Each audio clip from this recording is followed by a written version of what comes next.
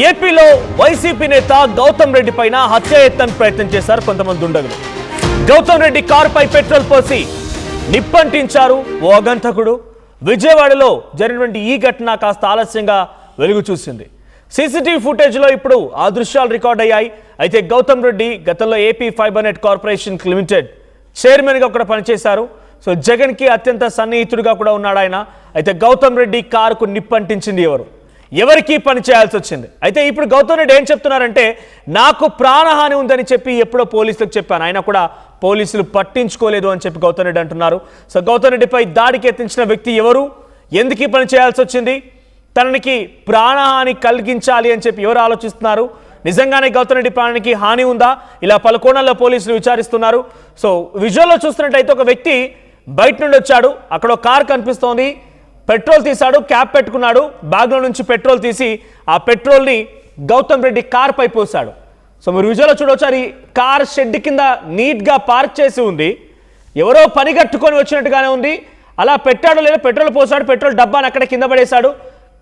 ఇక వెంటనే match box open చేసి నిప్పంటించి అక్కడి నుంచి పరుగులు పెట్టి వెళ్ళిపోయాడు. చూడండి ఎంత ఈజీగా వచ్చాడో అంత ఈజీగా ఇట్టే వెళ్ళిపోయాడు.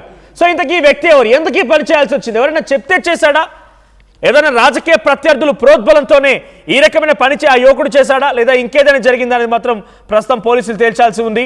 సో గౌతమ్ రెడ్డి కారుకి నిప్పు పెట్టి పెట్రోల్ బాటిల్ బ్యాగ్లో నుంచి తీశాడు, అలా పెట్రోల్ తీశాడు, కారుపై వెనక భాగంలో పోసాడు, పెట్రోల్ డబ్బాని కూడా అక్కడ కింద పడేశాడు. తర్వాత వెంటనే మ్యాచ్ బాక్స్ తీసుకొని నిప్పంటించాడు, అక్కడి నుంచి పరారైపోయాడు. చూడండి కార్ను ఎందుకు దగ్ధం చేయాల్సి వచ్చింది, గౌతమ్ రెడ్డి కార్ను ఎందుకు దగ్ధం చేయాల్సి వచ్చింది.